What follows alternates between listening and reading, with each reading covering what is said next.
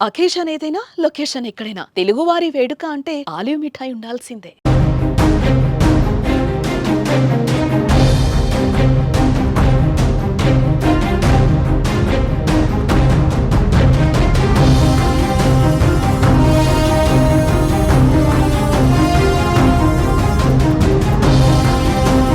దేశం కోసం ప్రాణాలు అర్పించిన వీర జవాన్ మురళీ నాయక్ని కడసారి చూసేందుకు జనం భారీ ఎత్తున తరలి వస్తున్నారు. ఆయన స్వగ్రామం అనంతపురం జిల్లాలో ఆయన స్వగ్రామం పూర్తి జనసంద్రంగా కనిపిస్తోంది.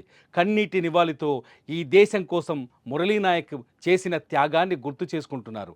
దాదాపు 1,00,000 మంది వరకు మురళీ నాయక్ అంత్యక్రియలకు హాజరయ్యారు. దేశ సరిహద్దుల్లో ప్రాణాలు కోల్పోయిన మురళీ నాయక్ వీరమరణం తీవ్ర విషాదాన్ని నింపింది. ఆయన స్వగ్రామం సత్యసాయి జిల్లా కల్లితండ కన్నీరు పెడుతోంది.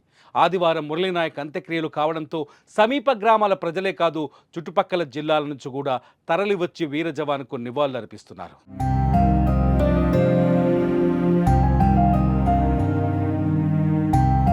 వీరజవాన్ మురళీ నాయక్ కుటుంబాన్ని ఏపీ మంత్రులు పరామర్శించారు. వీరజవాన్ మురళీ నాయక్ భౌతిక కాయానికి ఉప ముఖ్యమంత్రి పవన్ కళ్యాణ్ నివాళులర్పించారు. అనంతరం మురళీ నాయక్ కుటుంబాన్ని పవన్ పరామర్శించి అతని తల్లిదండ్రులను ఓదార్చారు. ధైర్యంగా ఉండాలని కోరారు.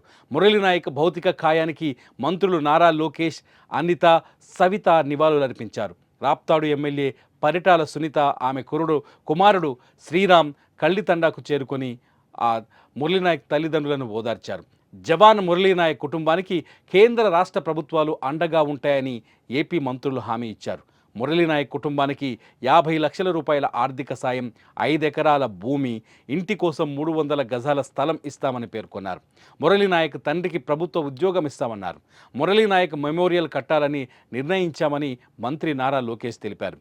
జిల్లా హెడ్ క్వార్టర్స్లో కాంస్య విగ్రహ నిర్మాణానికి ఏర్పాటు చేస్తామని చెప్పారు లోకేష్.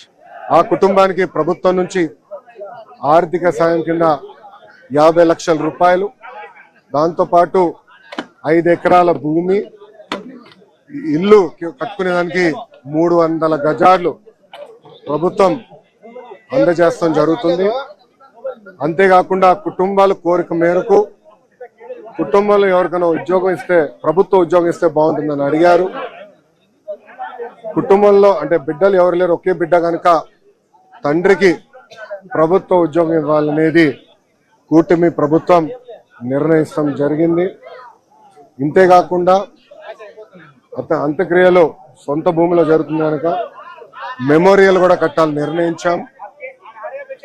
ఇంకో పక్కన జిల్లా హెడ్ క్వార్టర్స్ లో కాంస్య విగ్రహం కూడా ఏర్పాటు చేసి కేవలం తెలుగులే కాదు భారతీయులు మురళీ నాయక్ ని ఆదర్శంగా తీసుకునే విధంగా ప్రభుత్వం ఉంటుందని తెలుపుకుంటూ, మురళీ నాయక్ భౌతిక కాయం వద్ద వైసీపీ నేతలు ఉషా శ్రీచరణ్, తోపుదుర్తి ప్రకాష్ రెడ్డిలు కూడా నివాళులు అర్పించారు. అతని తల్లిదండ్రులను ఓదార్చారు. యుద్ధంలో మురళీ నాయక్ చూపించిన తెగువ, ఆయన త్యాగం దేశంలోని ప్రతి పౌరునికి స్ఫూర్తినిస్తుందన్నారు. ఆయన కుటుంబానికి పార్టీ అండగా ఉంటుందన్నారు. ఈ నెల 13న జగన్ కల్లితండాకు వచ్చి మురళీ నాయక్ కుటుంబాన్ని పరామర్శిస్తారని వాళ్ళు ప్రకటించారు.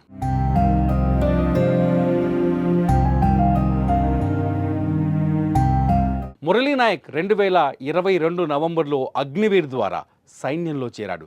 అతనికి 851 లైట్ రెజిమెంట్లో పనిచేశాడు.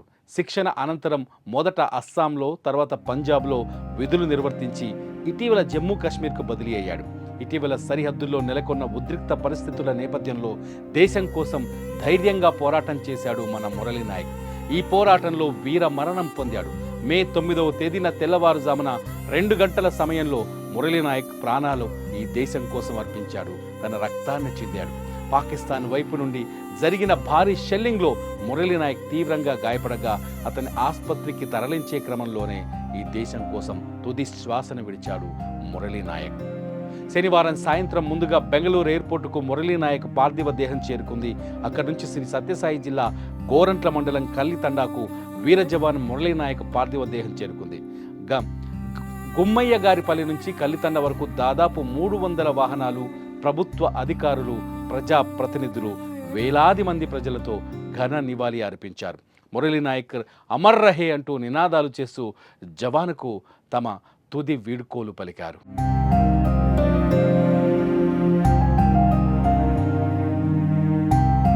మురళీ నాయక్ త్యాగాన్ని ఈ దేశం ఎప్పటికీ మర్చిపోలేదు. మురళీ నాయక్ వీరత్వాన్ని ఈ దేశం స్ఫూర్తిగా తీసుకుంటుంది. ఈ దేశం కోసం పాకిస్తాన్ వంటి ఒక క్షుద్ర దేశం భారత్ పైన దొంగదాడి చేస్తుంటే, భారత్ పైన కాల్పులు జరుపుతూ భారత ప్రజల జీవితాన్ని నాశనం చేయాలని భావిస్తుంటే, ఆ తరుణంలో వీరుడిలా ధీరుడిలా సైన్యంలో ఉన్న మురళీ నాయక్ బార్డర్లో ఈ దేశం కోసం ఎదురు నిలబడ్డాడు, పాకిస్తాన్తో తలబడ్డాడు. ఈ ప్రాణం పోయినా సరే నా దేశంలోకి పాకిస్తాన్ ముష్కరులను చొచ్చుకురానివ్వనంటూ ఈ దేశం కోసం తన వీరత్వాన్ని ప్రదర్శించాడు మురళీ నాయక్. మురళీ నాయక్ చిన్నప్పటి నుంచి దేశభక్తి ఎక్కువ.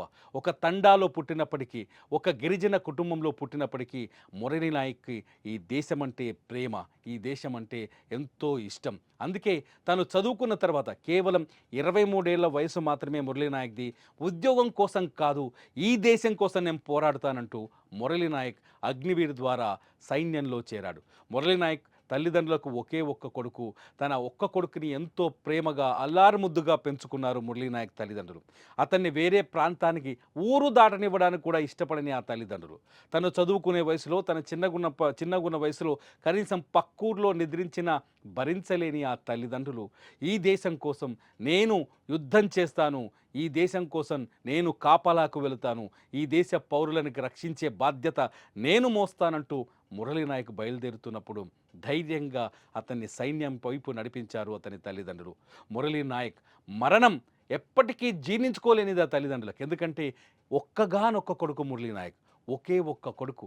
తమ బిడ్డ ఈ దేశం కోసం ప్రాణాలు అర్పిస్తే ఆ తల్లిదండ్రులు కన్నీరు కారుస్తుంటే తెలుగు వాళ్ళు ప్రతి ఒక్కరూ కంటతడి పెట్టుకుంటున్నారు.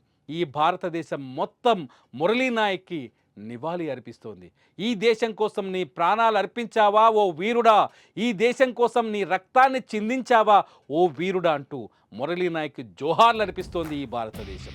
మురళీ నాయక్ అంటే ఇప్పుడు ఒక సైనికుడు కాదు, మురళీ నాయక్ ఇప్పుడు ఒక వీరుడు. ఈ దేశం కోసం ఈ దేశ పౌరుడుగా పుట్టిన ప్రతి ఒక్కడు మురళీ నాయక్ని ఒక ఆదర్శంగా తీసుకోవాలి. ఈ దేశం నీళ్లు తాగినవాడు, ఈ దేశం మట్టి మీద పుట్టినవాడు, ఈ దేశం మట్టిని పట్టుకున్నవాడు, ఈ దేశం మట్టిలో కలిసిపోయేందుకు, ఈ దేశానికి సేవ చేసేందుకు వెనకడుగు వేయకూడదని మరోసారి చాటి చెప్పాడు మురళీ నాయక్.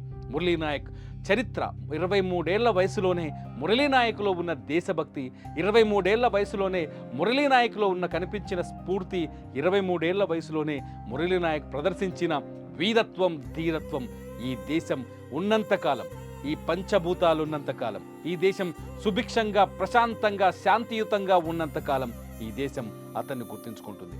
మురళీ నాయక్ కేవలం పాకిస్తాన్ పైన పగ తీర్చుకోవడానికి కాదు తన ప్రాణాలు అర్పించింది, పాకిస్తాన్ పైన యుద్ధం చేయడానికి మాత్రమే కాదు తన ప్రాణాలను అర్పించింది. మురళీ నాయక్ ఈ భారతదేశంలో ఉన్న 150 కోట్ల ప్రజల రక్షణ కోసం తన ప్రాణాలను అర్పించాడు.